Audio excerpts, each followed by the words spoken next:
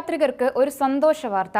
Passenger reservation സംവിധാനത്തിൽ കാര്യമായ മാറ്റങ്ങൾ വരുത്താനൊരുങ്ങി ഇന്ത്യൻ റെയിൽവേ.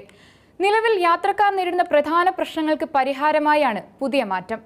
8 മണിക്കൂർ മുൻപ് തന്നെ റിസർവേഷൻ ചാർട്ടുകൾ തയ്യാറാക്കുക, OTP സംവിധാനത്തിന്റെ സഹായത്തോടുകൂടി തത്കാൽ ടിക്കറ്റ് ബുക്കിംഗുകൾ കാര്യക്ഷമമായി നടപ്പിലാക്കുക, 2025 ഡിസംബറോടുകൂടി പുതിയ പാസഞ്ചർ റിസർവേഷൻ സംവിധാനം ആരംഭിക്കുക എന്നിവയാണ് പ്രധാന മാറ്റങ്ങൾ.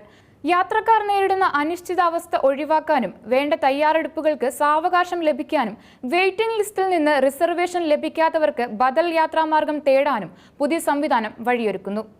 നിലവിൽ 4 മണിക്കൂർ മുൻപാണ് റിസർവേഷൻ ചാർട്ട് തയ്യാറാക്കുന്നത്. പുതിയ മാറ്റമനുസരിച്ച് ഉച്ചയ്ക്ക് 2 മണിക്ക് പുറപ്പെടേണ്ട ട്രെയിനിന്റെ റിസർവേഷൻ ചാർട്ട് തലേ ദിവസം രാത്രി 9 മണിക്ക് തന്നെ തയ്യാറാക്കുന്നു. ഇതുവഴി വേണ്ട തയ്യാറെടുപ്പുകൾ നടത്താനുള്ള സാവകാശം യാത്രക്കാർക്ക് ലഭിക്കുന്നു. ഡിസംബർ മുതൽ മിനിറ്റിൽ 1.5 ലക്ഷത്തിലധികം ടിക്കറ്റുകൾ ഒന്നിച്ച് ബുക്ക് ചെയ്യാൻ കഴിയും വിധം സംവിധാനങ്ങൾ പരിഷ്കരിക്കുമെന്ന് റെയിൽവേ മന്ത്രി അശ്വിനി വൈഷ്ണവ് അറിയിച്ചു. മിനിറ്റിൽ 32,000 ടിക്കറ്റുകളാണ് നിലവിലെ ശേഷി. റെയിൽവേ സംവിധാനത്തിൽ മിനിറ്റിൽ 40 ലക്ഷം അന്വേഷണങ്ങൾ നടത്താനും കഴിയും.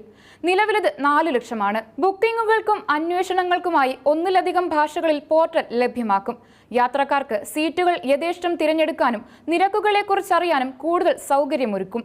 റീഫണ്ട് പ്രോസസ് ചെയ്യുമ്പോൾ നിലവിലുള്ള ക്ലറിക്കൽ ചാർജുകൾ ഒഴിവാക്കുകയോ കുറയ്ക്കുകയോ ചെയ്യുന്നതും പരിഗണനയിൽ ഉണ്ടെന്നും മന്ത്രി കൂട്ടിച്ചേർത്തു.